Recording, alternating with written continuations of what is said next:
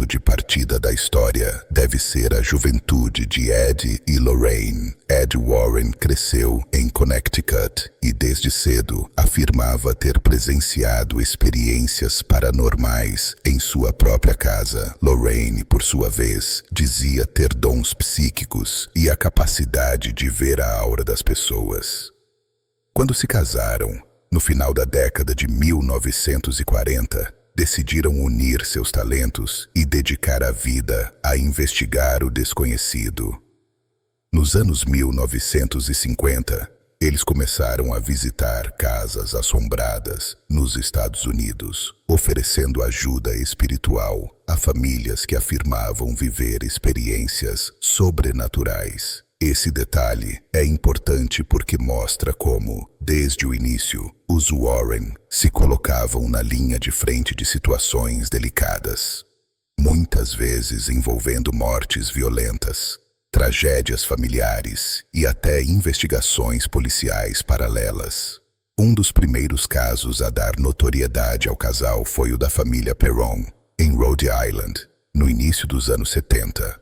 Andrea Perron e suas irmãs alegavam ver vultos, ouvir vozes e sentir presenças malignas dentro da casa.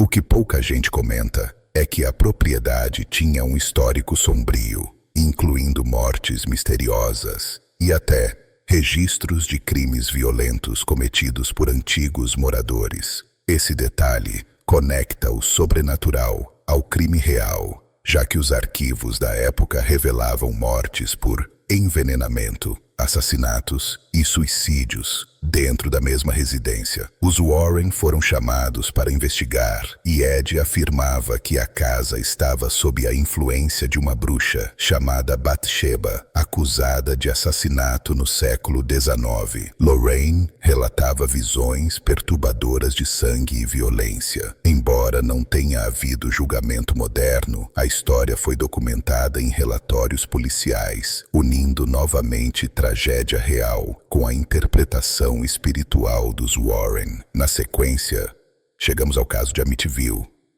talvez o mais famoso da carreira do casal. Em novembro de 1974, Ronald DeFeo Jr. assassinou seus pais e 4 irmãos enquanto dormiam, disparando um rifle calibre 35 em cada um deles. O crime chocou os Estados Unidos e Ronald foi condenado à prisão perpétua.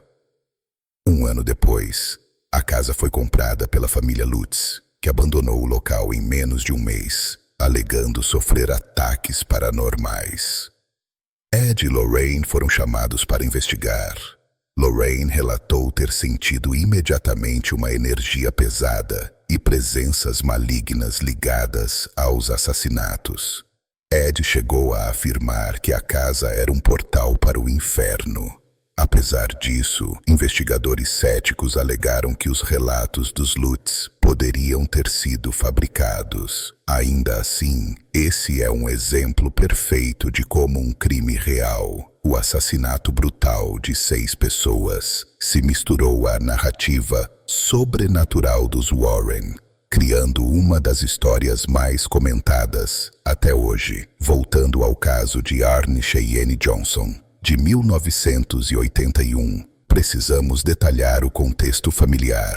Antes do assassinato de Alan Bono, a família Glatzel já havia procurado padres e psicólogos, porque o jovem David, de apenas 11 anos, apresentava mudanças bruscas de comportamento.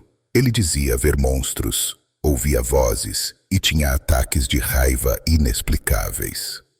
A família desesperada chamou os Warren.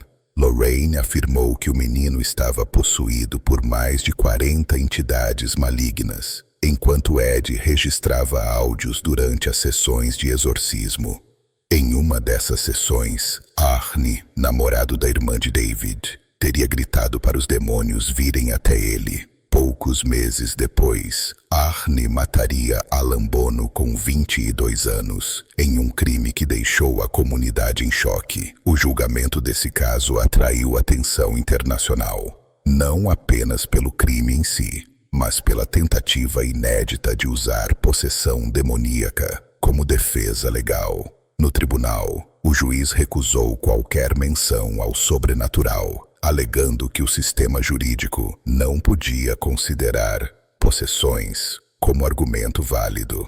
Ainda assim, a participação dos Warren influenciou fortemente a mídia, transformando o caso em manchete mundial. Arne acabou condenado por homicídio culposo e cumpriu 5 anos de prisão. Após sair, casou-se com a namorada da época e levou uma vida discreta. Mas esse episódio marcou definitivamente a imagem dos Warren, mostrando como eles não apenas investigavam fenômenos sobrenaturais, mas também interferiam diretamente em processos criminais. Esse detalhe é fundamental para o público compreender que o casal transitava entre 2 mundos, o espiritual e o legal, sempre cercados de controvérsias.